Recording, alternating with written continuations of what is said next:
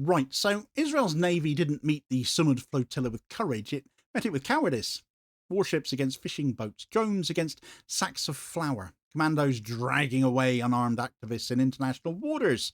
It was piracy dressed up as policy, and law-breaking paraded as self-defense, all while the world watched, not least including Spanish and Italian warships that did absolutely nothing to uphold the law and defend civilians trying to break a siege and expose war crimes. But with that said, though, Israel exposed itself and faces a reckoning for it now. And amongst the responses from around the world one way or another from various governments, one of the strongest anti-Israel moves came from Colombia.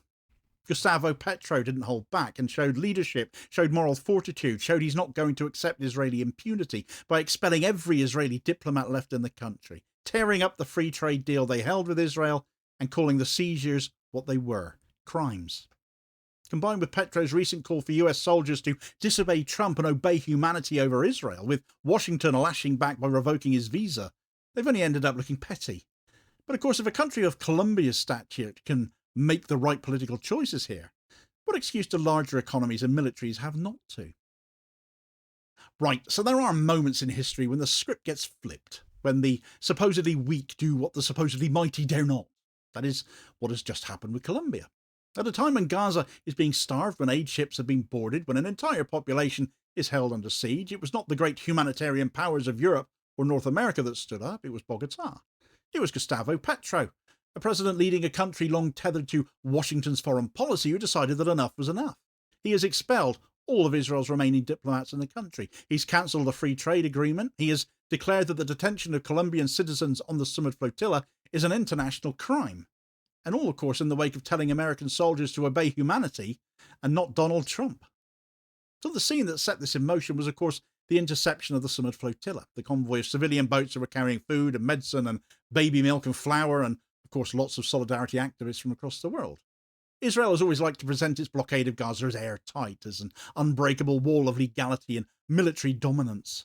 Yet the very fact that dozens of civilian boats could sail out together and head towards Palestinian waters exposed just how fragile that claim is, and a couple of boats managing to reach Palestinian waters absolutely detonated it, even if they didn't quite make it to shore. Israeli destroyers scrambled after fishing boats, drones harassed fishing vessels, commandos stormed ships, dragging away figures as high-profile as European parliamentarians and Greta Thunberg and Nelson Mandela's grandson, but also many more, including many less well-known activists from Colombia, from Chile, from Turkey, from Spain, and lots of other countries besides. In Colombia, the word that stuck was kidnapping. These were not combatants seized on the battlefield, they were citizens of a sovereign country snatched in international waters. So when news reached Bogota that Colombian activists were among the detained, Petro did not wait for polite consultations, he acted. He denounced the detentions as an international crime. He ordered every last Israeli diplomat out of Colombia. He severed the free trade agreement that Israel had trumpeted for years as a symbol of its global nationalism. He announced legal action. So this was not the gradual escalation of a cautious partner here. This was a clean break. One day Israel had an embassy in Bogota, a trade treaty and a partner in Latin America, and the next day it had nothing. The move stunned international observers precisely because of who Colombia is. This is not Bolivia or Venezuela, which are states that long sit in that camp of being defiant. This was Colombia, the keystone of Plan Colombia, the long-time anchor of US strategy in South America, the country that for decades was described as Washington's most reliable partner. Colombia has been used as the model for security cooperation, the site of US military bases, the loyal ally at the United Nations. If even Colombia is now breaking with Israel, what does that say about the fragility of Tel Aviv's alliances? Petro framed his actions not as a political gamble, though, but as legal obligation, which of course it is. Under Common Article 1 of the Geneva Conventions, every state is obliged not only to respect humanitarian law itself, but to ensure its respect by others. To sit idle while Israel blockaded aid, starved a population, and detained foreign citizens would itself risk complicity. The International Law Commission's articles on state responsibility are very clear on this matter. No state may aid or assist another in internationally wrongful acts. So by cancelling trade, Petro was signalling that Colombia would not risk becoming complicit in genocide. This was not an isolated act of presidential bravado either. In Bogota, thousands took to the streets. Protests erupted within hours of the flotilla news. Unlike European leaders who have ignored months of mass demonstrations in their own capitals calling for a ceasefire, Petro moved in step with his people. Presidents and prime ministers are supposed to be representative of ordinary people, aren't they? The people that vote them in. But it's always a novelty when one actually proves that to be the case. He channeled their outrage into policy. He listened to them. Prior to all of this, of course, in New York, before the UN, Petro uttered the words that would bring Washington itself into direct confrontation. He called on American soldiers to disobey Trump. He told them to obey humanity instead of unlawful orders. This was a Latin American head of state telling US troops not to be complicit in war crimes, to make their own choices. And the echoes of history here were, of course, deafening. Every Latin American nation knows the cost of American soldiers following orders. Coups, massacres, occupations baked into their histories. Petro put it quite plainly, legality and morality must come before obedience. The United States reacted as empire always reacts to insubordination, though, with a punishment. The State Department revoked Petro's visa. It was a deliberate humiliation, a way of signalling that even a head of state could be treated like a misbehaving subject by them. Petro's foreign minister renounced her own visa in solidarity. Petro responded by accusing Washington of violating international law by punishing speech, and he also reminded the world that he happens to hold European citizenship as well, and therefore could travel regardless. So the message was simple. Colombia was not going to be grovelling, and Trump could stick his revocation where the sun doesn't shine. But let's pause on the legal point here, because it matters. The Nuremberg principles enshrined after the Holocaust declared that just following orders is no defence to war crimes. Soldiers have a duty to disobey unlawful orders. Petro was not being incendiary for the sake of it. He was repeating the foundational principle of modern humanitarian law. In Bosnia versus Serbia in 2007, the International Court of Justice went further, affirming that states have a duty not just to avoid committing genocide, but to actively prevent it. By calling out both Israel and Washington, Petro was applying the law consistently, therefore. His critics in Washington might dismiss him, but they cannot claim he's wrong on the law. And the consequences of these actions ripple out in three directions: towards Israel, towards the United States, and towards Colombia itself. For Israel, the loss of Colombia might not be economically devastating. Trade volumes were modest, but the symbolism is still crippling. Israel has spent years trying to present itself as normalized, integrated, no longer a pariah. The Abraham Accords with Gulf states were trumpeted as proof that isolation was over. The free trade agreement with Colombia was another trophy. Petro smashed that trophy on the floor. He turned Israel's narrative of expansion into a story of rupture instead, and he did so from a country that had been seen as a loyal ally. That tells the world that Israel's isolation is real, it is deepening, and no longer confined to the predictable critics. It also adds to Israel's legal exposure. Every time a state declares Israeli actions an international crime, every time a country recalls an ambassador or expels diplomats, it strengthens the argument before the ICJ and ICC that Israel is committing grave breaches. Petro's words are now part of that record. They make it harder for Israel to hide behind claims of self-defense. For Washington, the risks are even greater. Colombia has been their jewel of US influence to South America. To lose Bogota's obedience is to admit that even the most reliable partners can defect, and they have.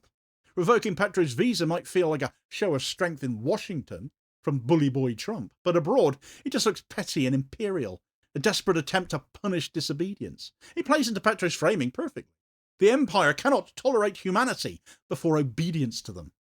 And it shows other states that defiance is possible too. If Colombia can stand up, why not Brazil? Why not Mexico? Why not Chile? Washington might think it is disciplining Petro, but they just look pathetic. For Colombia, the gamble still carries risks, though. The financial press may talk of capital flight, then domestic elites aligned with Washington may step up in their opposition. Petro might be painted as reckless in some media circles, but the rewards are significant too. At home, he stands as a leader who's shown he listens to his people and protects his citizens abroad. Exactly what you want in a leader, isn't it? Internationally, he gains stature as a statesman willing to act on principle. And geopolitically, Colombia positions itself as part of a new multipolar alignment, open to partnerships with BRICS, with the Arab world, with Africa. In the long run, the reputational gain might outweigh the economic risks in the short term. But the deepest consequence of all is the exposure of Western hypocrisy. If Colombia can do this, then why not Germany? Why not Britain? Why not Canada? Or even the United States itself?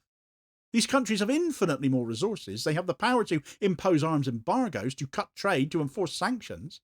Instead, they enable Israel's genocide. Germany invokes its history to justify sending weapons to the very machinery of starvation and bombardment. Britain's Labour leadership, branding itself progressive, criminalises protest while allowing jet parts and more to flow to Tel Aviv. Canada cloaks itself in human rights rhetoric but votes against ceasefire resolutions. The European Union just keeps wringing its hands and talks about both sides while refusing to block arms. And the United States, with that veto power they have, ensure that no binding resolution ever passes the UN Security Council. None of these states can plead helplessness, though. They are complicit, and their complicity is their choice. They choose to prioritise arms sales. They choose to bow to lobby power. They choose to maintain imperial alliances. Their silence is not necessity, it is cowardice, and Petro, by acting, has exposed them for cowards. If Colombia can, they can. That they will not shows them for what they are. Not progressive, not humane, but complicit, and in need of their own day in the dock of The Hague. The broader questions flow from here as well. What does this mean for Latin America as a whole? In many ways, it's a return to form. The continent has a history of defiance, from Cuba's revolution to the Bolivarian alliance. Bolivia cut ties with Israel last year. Chile and Honduras recalled ambassadors. Brazil's Lula has spoken more and more bluntly. With Colombia joining the chorus, the region is gaining momentum here. A bloc of Latin American states could form a moral counterweight to Western hypocrisy, amplifying the case for Palestine in international forums. So what does it mean for the global order? In a multipolar world, symbolism matters as much as hard power does. A small state acting with courage can tilt narratives. Colombia's actions resonate far beyond Bogota. They are heard in Africa, where states remember colonial arrogance. They're heard in Asia, where Western lectures on law ring hollow. They are heard in the Arab world, where solidarity with Palestine is central. By acting, Colombia elevates itself, not economically, but morally, into the ranks of states that set the standard. And what does it mean for Palestinians themselves? Beyond geopolitics, there's the human effect. In Gaza, where people live under bombardment, under siege, starved by design, every act of solidarity matters. When a country as distant as Colombia stands up for them, it tells Palestinians they are not forgotten. It tells them that their struggle resonates across oceans. It gives hope in a time of despair. And finally, what does this mean for the very idea of progressivism? Western leaders love to call themselves progressive. They speak of equality, of climate justice, of diversity, yet faced with genocide, they falter instead. Their progressivism is hollow, confined to domestic rhetoric, erased at their own borders. True progressivism always comes at a cost. It means saying no even when it hurts. It means risking trade, risking aid, risking diplomatic convenience. Colombia has shown what that looks like. By contrast, the so-called progressives of Europe and North America have been exposed as utter hypocrites. And so we return right to the beginning. Israel thought it was detaining activists. Instead, it detonated a rupture with Colombia, and who knows who else will follow. Washington thought it was disciplining Petro. Instead, it made him a symbol of defiance. The powerful thought they could hide behind rhetoric. Instead, they've been unmasked. Colombia has done what they would not. It has said no. No to genocide. No to complicity. No to empire's demand for their obedience. History will not forget that difference. It will not forget who stood silent with all their power and who, with far less, dared to act. If Colombia can, they can. That they do not is the proof of their own guilt. And of course, it's not just diplomatically where Israel is finding itself getting punished now, but economically and financially too. Israel's markets are seeing a bit of a run on the shekel, you might say. Investor flight is building, and before long they might well find it a little bit tougher to borrow at affordable rates. Israel figured the markets only cared about money, not Gaza. Turns out they were wrong.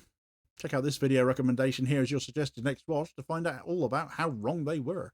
Please do also hit like, share and subscribe if you haven't done so already, so as to ensure you don't miss out on all new daily content, as well as spreading the word and helping support the channel at the very same time, which is of course very much appreciated. Holding power to account for ordinary working class people. I'll hopefully catch you on the next vid. Cheers folks.